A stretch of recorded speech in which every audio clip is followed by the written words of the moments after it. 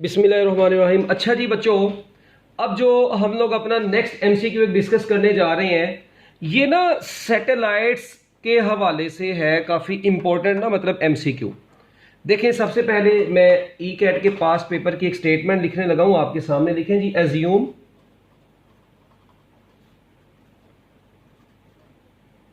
बदर वन, ये सैटेलाइट का नाम है। Satellite orbits earth every 10 hours.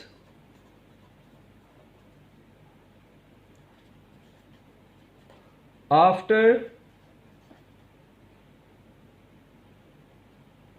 every how many hours, ये स्टेटमेंट में थोड़ी बहुत ऐसे हो सकता है क्योंकि ये एग्जैक्ट जो है ना मिल तो जाता होता है पेपर, मगर कई दफ़ा जो है ना एमसीक्यूज में थोड़ा बहुत मतलब आगे पीछे, अगर मतलब स्टेटमेंट आपको समझ जरूर आएगी, बस एक आधा लफ्ज़ कोई आगे पीछे हो जाए तो उसमें टेंशन लेने की जरूरत नहीं है।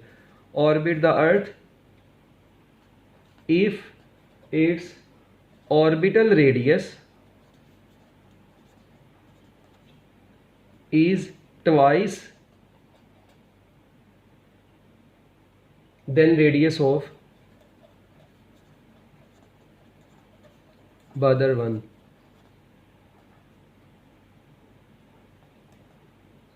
लें जी,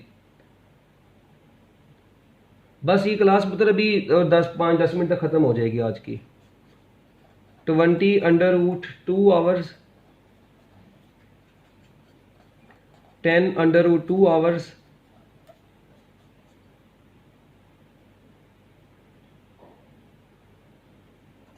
10/√2 आवर्स, अकेला 20 आवर्स। लें जी, ये एमसीक्यू है।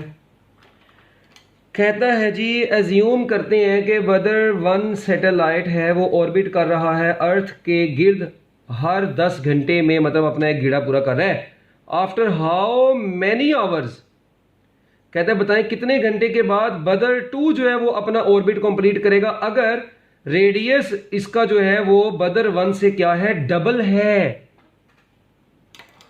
ले जी, अब ऐसा ब्यूटीफुल एमसीक्यू जब बच्चे को पेपर में नजर आता है ना, तो एक मरतबा तो उसकी टिंड लाल होती ही होती है, जिसने अच्छे तरीके से चीजें नहीं समझी होती, सीखी होती।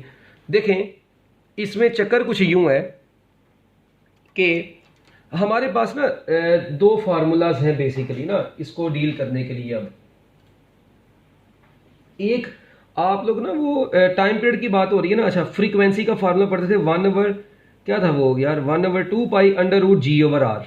अच्छा, तो यहां से अगर मैं टाइम पीरियड निकालूं तो टाइम पीरियड बराबर आएगा 2 पाई अंडर रूट R/G। तो यहां से चल रहा है कि टाइम का अंडर रूट R के साथ डायरेक्ट रिलेशन है।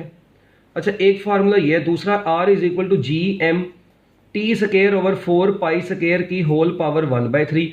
यहां से पता चल रहा है कि radius is directly proportional to T की पावर 2/3। अब देखें, ये ना दो कंफ्यूजन वाली चीजें हैं जो कि अक्सर औकात बच्चे कंफ्यूज होते हैं इन दोनों फार्मूला से। यहां पर टाइम पीरियड का अंडर रूट R के साथ क्या रिलेशन आ रहा है, डायरेक्ट, जबकि यहां पर टाइम पीरियड का रेडियस के साथ 3/2 आ रहा है। ये मतलब R जो रेडियस, जो टाइम पीरियड है वो रेडियस की पावर 3/2 के साथ डायरेक्ट रिलेशन रखता है, इधर चल जाएगा ना ये। और जबकि यहां पे टाइम पीरियड का अंडर रूट R के साथ डायरेक्ट रिलेशन है। अब बच्चे कहते हैं सर हमने कौन सा फार्मूला यूज करना है। मैं आपको एक छोटी सी बात बता दूं, ये फार्मूला सिर्फ और सिर्फ स्पिनिंग मोशन के लिए यूज होता है। बस जब कोई भी बॉडी स्पिन कर रही हो, स्पिनिंग बॉडी यानी किसी अपनी ही बॉडी का रेडियस अगर उसका डबल कर दिया, उसके लिए उसका टाइम पीरियड के ऊपर क्या फर्क पड़ेगा। जैसा अर्थ है, उसका रेडियस डबल कर दिया जाए, मतलब वो सपोज करें पहले 24 घंटे में अपना गेड़ा पूरा कर रही है, लेट्स सपोज अगर उसका रेडियस डबल हो गया तो फिर उसके जो है ना क्या नाम है टाइम पीरियड के ऊपर क्या फर्क पड़ेगा वगैरह वगैरह, वो तब इस तरह की बातें जो है ना अच्छी लगती हैं, मतलब वहां पर ये वाला फार्मूला यूज होना है। मगर ये ऑर्बिटल मोशन के लिए ये वाला फार्मूला यूज होता है।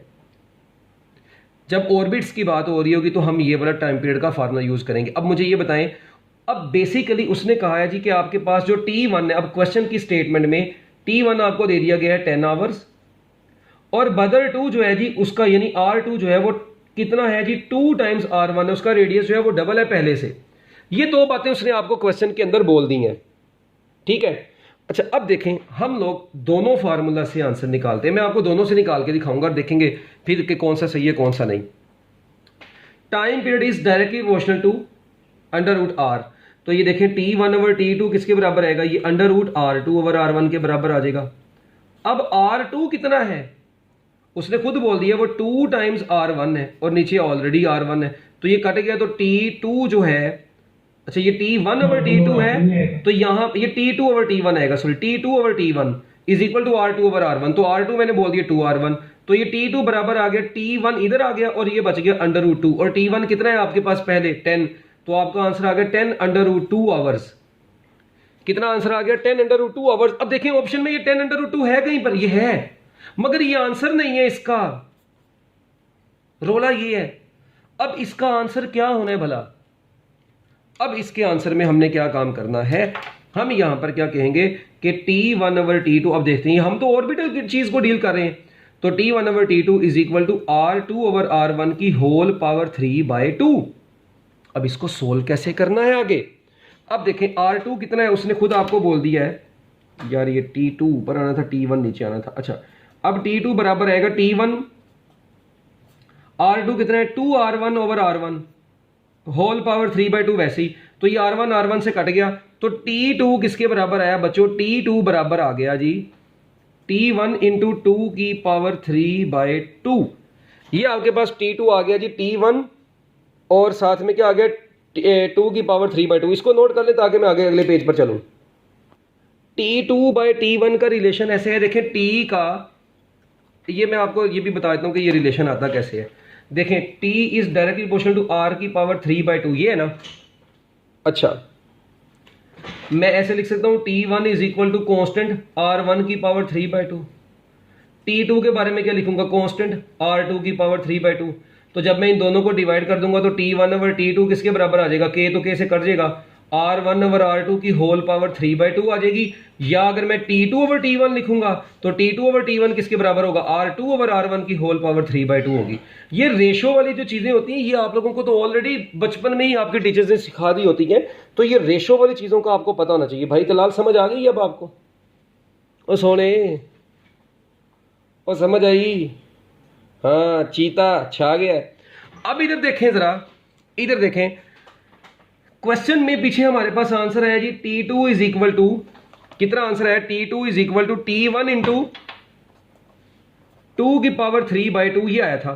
अब इसको सोल्व करने की भी टेक्निक है, ये T1 तो यहीं पे रहने दे, 2 की पावर 3 में लिख देता हूं, 1/2 शुरू में लिख देता हूं।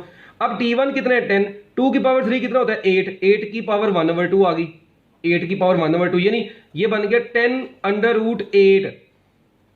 ठीक है, अब इसको भी सोल्व करना है 10 अंडर रूट 8 को, क्या मैं ऐसे अंडर रूट 8 को लिख सकता हूं 4 ज़रब 2, तो ये 4 का स्क्वायर रूट कितना होता है 2 और ये अंडर रूट 2 ये आ गया, ये 2 इससे मल्टीप्लाई हो गया तो आंसर आ गया 20 अंडर रूट 2। अब तुम लोग सोच रहे होगे सर जी पेपर में बैठ के इतना टाइम होगा हमारे पास, हम कैलकुलेशन कैसे करेंगे, सर जी होगा, आप लोगों को प्रैक्टिस करनी पड़ेगी इन एमसीक्यूज की, इतनी ज़्यादा कैलकुलेशन आपकी स्ट्रॉन्ग होनी चाहिए। आखिरकार आपने इंजीनियर बनना है, ई-कैट के पेपर की डिस्कशन कर रहे हैं तो इंजीनियर की कैलकुलेशन तो वैसे ही बड़ी स्ट्रॉन्ग होती है। ठीक हो गया, तो लिहाजा आप लोगों को थोड़ा सा दिमाग चलाना पड़ेगा कैलकुलेशन के हवाले से। तो इसका मतलब अब जो पीछे हम एमसीक्यू देख रहे थे उस एमसीक्यू का आंसर कितना बन गया 20 under root 2 hours, alpha option answer है। ठीक हो गया जी। ये एक मरतबा ना ई-कैट के पेपर में गलत भी आ गया था एमसीक्यू, एक मरतबा यही एमसीक्यू ई-कैट के पेपर में आया मगर ना वहां पे ऑप्शन 20 अंडर रूट 2 की थी ही नहीं, तो फिर मजबूरी में बच्चों को इस तरीके से सोल्व करके 10 अंडर रूट 2 लगाना पड़ा, फिर वो मजबूरी बन गई। हालांकि मार्क्स दे देने चाहिए मगर पता नहीं फिर मिलते हैं कि नहीं मिलते, मगर अगर आपका इससे आंसर नहीं सपोज करें इसको लगाया आंसर अगर आ गया, इससे भी लगाया आंसर आ गया, दोनों आंसर मौजूद है, फिर आपको तरीका पता होना चाहिए स्पिनिंग वाला आंसर लगाना ही ऑर्बिटल वाला। अगर वो एक आधा एमसीक्यू में मतलब आंसर में पंगा है तो फिर आप जिंदगी अपनी जो है ना वो तुक्के पे लगा सकते हैं उस वक्त। ठीक है, तो ले जी ये आप लोगों का छोटा सा एमसीक्यू था मेरी तरफ से जो कि दी एंड हो गया है ये भी।